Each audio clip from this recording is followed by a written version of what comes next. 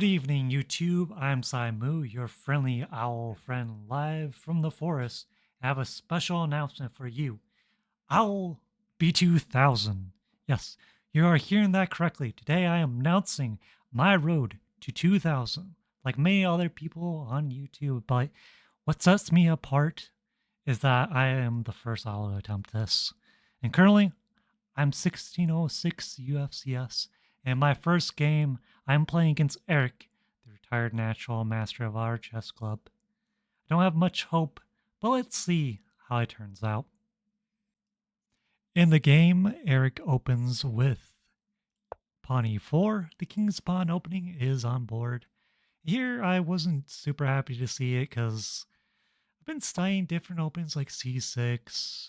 I vaguely even considered c5. C6 is more like me wanting to switch over to the Carol Khan instead of the French defense, but I don't know the lines too well, and I don't know what you would play against it. So I went with e6, vaguely remembering what he plays, but not really. Went with he went with d4, d5, and after knight c3, I was really happy to see that because it allows me to get the Fort Knox variation, which is just simply bringing the bishop out, attacking the knight. The bishop comes out and defends it. Gives a little bit of a tempo on the knight, but it's not the biggest thing in the world because the bishop wants to be on this diagonal anyways. Um, Eventually, we're going to be trading here and have a kind of a solid position here. A key thing to note here, if you're going to play this position, is don't play knight f6. Because if they take Check. here, you can't take with the queen because you blunder your queen with the tactic of bishop g5 because all the squares are covered. Bishop covers here. The knight defends it. The knight guards this square. The pawn also guards that square. The bishop gets this square. And this bishop guards this one. So there's no squares for the queen. So you have to, in this position, take with the g-pawn. If you're taking with this g-pawn, you probably should have done that in this position right away. And even then, you should not really consider doing that. It's not a good position for it. So that's the whole point behind having the knight come out to d7. So knight gf6, potentially looking to trade there. Queen e2.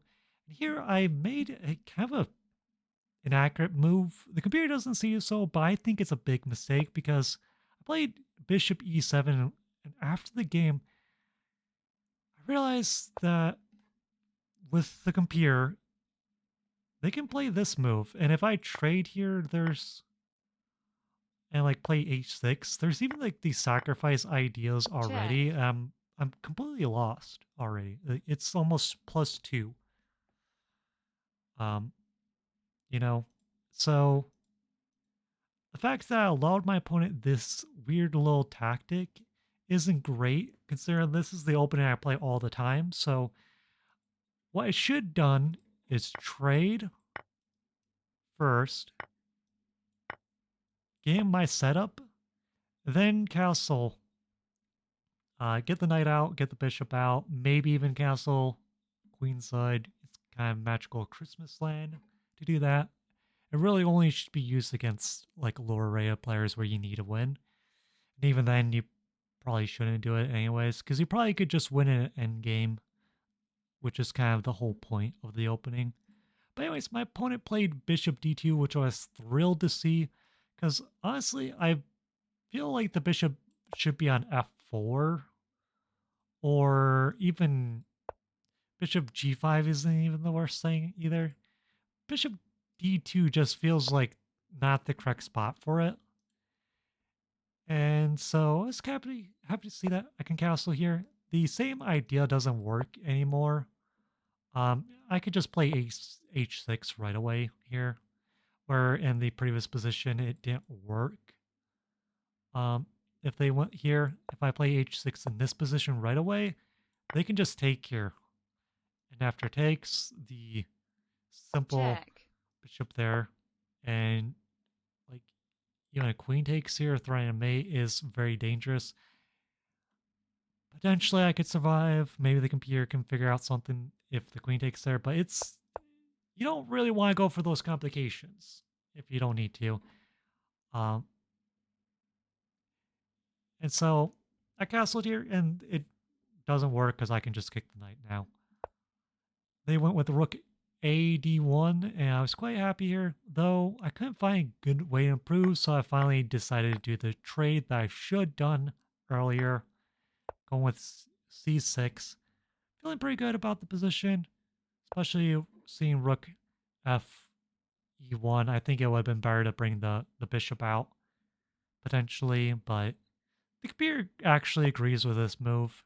I went with queen C7, which is fine, but I think it would have been more precise to put my queen on B6, but the last time I did this in this position,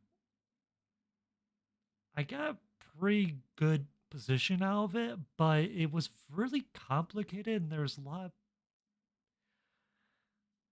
times where I felt like I was just in a worse position, just suffering under a lot of pressure. So that game, I eventually bad stuff happens in that game. And we have it actually on the channel. You can check it out here. It's a very cool game. I definitely recommend it. I'm not going to spoil too much here, but that game was going in my head. And one of the issues I had there was I had an opportunity to put my queen on c7, and I didn't do it. And that allowed their bishop to come to f4. So I decided to put my queen here because I realized they can't really put their bishop here that well because I could just trade it off, and I didn't think this was a great trade for them. And yes, I kind of noticed that they could play knight g5 here, threaten mate here because I can't take here right away because I just lose to queen takes on h7. I was like, I could just take here, and after this capture or this, some move I can just kick. Whoops. Some move to move the queen away, I can just kick the knight out. So like, it just seems like a waste of time. And so that was going through my head. So I thought this was just going to be a bad continuation. So I figured maybe he was just doing this and then training it off, and then play some move like c4. But he played g5. And I was like, that's a bad move. I just played knight f7, and what's the point? And so I was like, I don't know. I should maybe take a second here because last time I had a position like this where a mate was threatened or some sort of attack was threatened. I made a huge mistake, which is that previous game that I was talking about, which is echoing through my head at this point because this is the last classical game I did. And, well, second to last. And so I decided to take some time and calculate, and I spent 15 of my almost 20-minute time advantage because my opponent spent a long time thinking about this. So I'm like, they must see something here, you know? And so I was like, I don't know, maybe I should consider like a move like G6. And as you can see the evaluation bar here, white's completely winning because of this.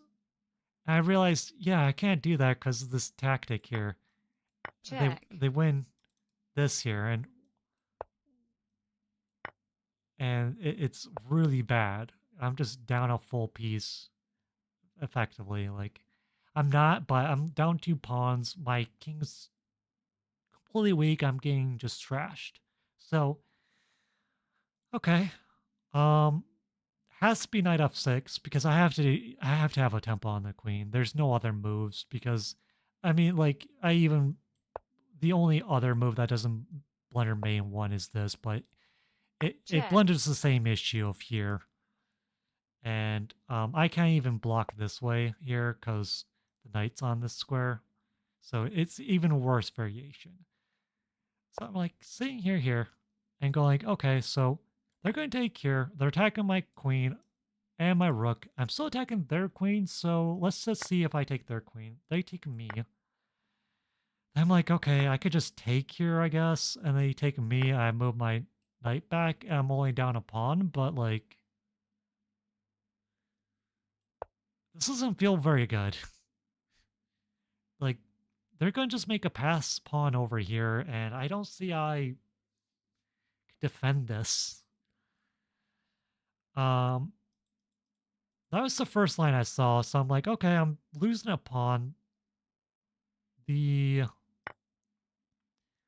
other idea that I had after knight takes e6 and knight takes here is, what if I give up the rook and they take here? And it was really hard to see, but I did figure out that the knight does get trapped. But then, like, the rook comes down, and I was like, if I take their rook, then they're going to take this pawn. And then my opponent has two pawns and a rook for the two pieces. And these two pawns are terrible. These pawns are really strong here. My pieces don't really have good squares. So, like, this has to be even worse than just being down a pawn, honestly. And it is. But the thing I didn't realize, and looking at the game afterwards with the help of the computer, this knight's still trapped. I could just defend this pawn, and if the knight tries to get out, I have bishop d6. And if the rook comes here, the knight actually just takes it because it's guarded. So what the computer suggests is this move knight a6, attacking my rook. They suggest you just take it. They'll take this pawn. I'll take this pawn. They will take this pawn. And then I take this pawn. And we're in a position where I have two pieces. They have a pawn and a rook. And it's equal. So, yeah, it doesn't work because I can go for that line. I didn't see rook b8 in the game, but here's the thing. I spent about 15 of my 20-minute time advantage, I think I had at this point. I had a pretty big time advantage. And so the time advantage is kind of lessening. And I'm like, I always have to start the calculation at with like knight f6. It's the only move. And so I figured, instead of trying to calculate these really complicated lines right away, just play this move and see what he does, and then continue from there. The, and he just spends 10 seconds, and he just takes it. The move I was already expecting to have happen. And I was like super relieved that happened because honestly, I thought like I was losing because I didn't see the rook b8 line, which I might have been able to see. It's really hard to know for certain, but I was really relieved that I didn't have to consider all those complications. I took back. I'm feeling pretty good now that I'm at least equal at this point. I'm gonna be kicking this knight away, and it feels good. They decided to go for a queen trade. I just defend my queen. They went with a3 for some reason. I didn't really get. I went with queen d5, which I thought was a nice big brain play because I'm tying the queen down to the knight. I'm stopping the pawn from going to c4, which is always a thing that white tends to want to do in these positions. So that was good. And then my opponent played queen g3, and I also noticed that this pawn's kind of pinned because there's a back rank issue. So doesn't that allow me to play c5, which is actually the best move? And in fact, this, based off the computer, says is an inaccuracy because of this move. And I felt like that in the game. Like that wasn't precise. There's something off about that. And allowing me to play c5 shouldn't be good for white. It shouldn't be losing, and it isn't, but I'm feeling a big sigh of relief. I'm feeling confident. I feel like I might even be slightly better against the national master. Like think about it. Me, an owl at 1606, being better than a national master. I mean, retired national master, but still, it's really cool. I'm starting to get pumped a bit. I go with knight f6 or f3. Um, Often I do that in games. A lot of people do. You always want to describe the board from your perspective, which is always from like white's perspective. Like I always think that this is row one instead of row eight. Um, that that is an issue that I hopefully can fix after I do some more of these commentaries. But anyways, that doesn't matter. I was thinking about a lot of different moves here and stuff, and eventually I was like, I already felt like I lost this game. I'm kind of more going for a draw, and this seems just a really nice, simple move. So after spending about like a minute and a half, I decided just go simple drawish moves. And I knew like he probably is going to take with the rook. I'm going to move my queen here, attacking this pawn here. And I figured he might trade and I don't know, do something like c3 or something like that. But he decides to go c3 right away. And after that, I went with rook d5. Similar reasoning, it gives me more options. That was the other point here in this position, is that if he does trade here, I can take with the pawn, or I can take with this pawn. I could also take with the knight. Like that was the other big brain part of it, which I liked. And so after c5, taking here, rook here, c3, rook d5, just giving me more options. He took, I recaptured with the queen because my knight really isn't well placed on d5 anyways. After queen f4, we both do the same move of just getting heir for the king, so there's no back rank issues for either of us. I think we both feel like this game is pretty equal right now, pretty drawish. After rook d8, taking over the file, my opponent blockades it. I go with a6, stopping any forward movement with my pawns of that knight. And my opponent kicks out the queen with e5. I vaguely considered this, but after the queen goes back, I just have to kind of go back too, and didn't really feel like it made any progress. So I went with queen d6, slightly paying the rook, but it never really works. After they unpin right away, so all my fantasies just go away instantly. I go with knight d5 with this long-term plan of attacking this pawn on d2. My opponent makes some moves. My opponent is low on time, so there's not really a whole lot to benefit from these, other than they're just kind of defending a bit more my aggressive play with my pieces. And my whole goal is I want to try a minority attack to attack his queen side to leave him with one pawn,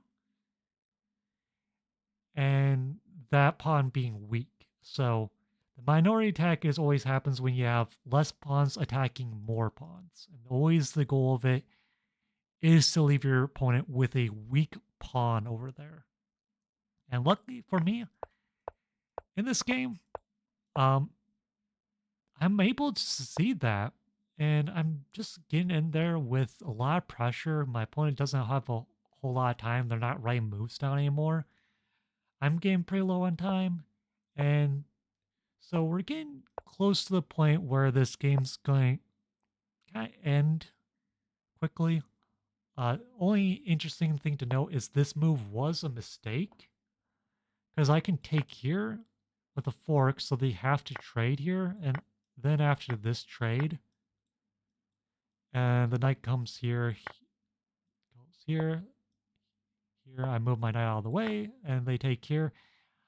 I'm up a pawn, and this is a better end game. It's not necessarily winning, but I could really push for a victory here. But considering they're a national master, I think I wouldn't be able to find the correct plan here. I know I should make a pass e pawn, but even making a pass e pawn doesn't necessarily mean that I win.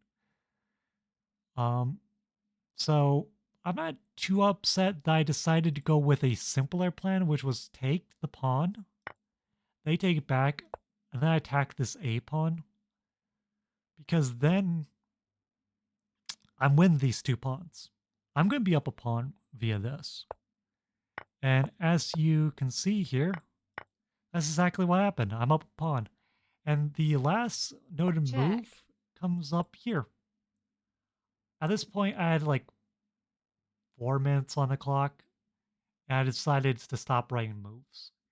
Eventually, this game continues and ends in a repetition. I can't really replicate it, but I can show you how the repetition sort of happened. Um, Something like this. I then attacked it with this, defends there. Somehow the knight ended up here. I vaguely remember these pawns were set up like this, and the king was here, and this rook was somewhere on this board. I don't know exactly where, but I do know it was in position where I didn't have, a huge advantage like the valuation bar here shows. And so what I did is I decided to attack their rook. The rook is defending the knight, which is currently being attacked by the king. The rook has to move. Technically, he could have done this and we could have traded, but he decides to move here to attack my knight via this way while still defending his knight. I move my knight back, attacking the rook. He goes back.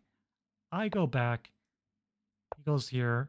And I claim a threefold repetition and get away with a draw. And feeling exhilarated that I drew a National Master here with this game. A huge upset in the first game. Um, and to be clear, this isn't the position. The repetition of moves was way more justified, and my opponent defended way better uh, than this. And with that, we're going to show you the tail of the tape from the computer. It will be from this position here, as those are only moves I know for sure happened. So it's kind of interesting to see how well the computer thinks we played this game. Here it is, as you can see by the graph, is very flat, which is very good. Eric pretty much had a nagging advantage throughout most of the opening and middle game. Eventually, the slight inaccuracy, as you can see with the black pip here on there, the graph, the first one before the end game, that's where the inaccuracy happened. I was able to push c5, and it's very equal after that. And if anything, I'm the one who's putting more pressure on my opponent, especially on the clock.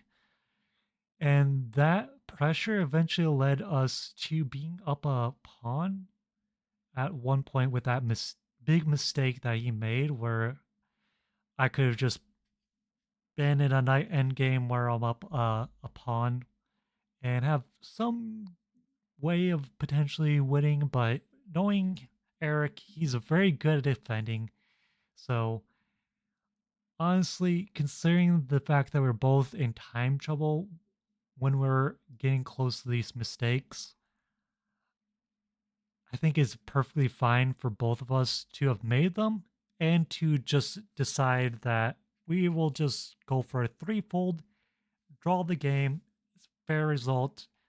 Both go home relatively happy because with Eric, I believe with his rating, he can't go below 2200. I think that's his floor. So him losing or drawing a game doesn't really bother him as much. He just cares about playing a good game, which we both played a very good game here. And with that, I hope you enjoy that. You can check out more of this content here when some of these playlists we have. I'm going to be continuing with this Swiss tournament and putting updates there. I got plans to join a actual big classical tournament here in my local state. That's going to be very fun to share with you. And hopefully one day I'll be 2000. And with that, I bid you bye bye.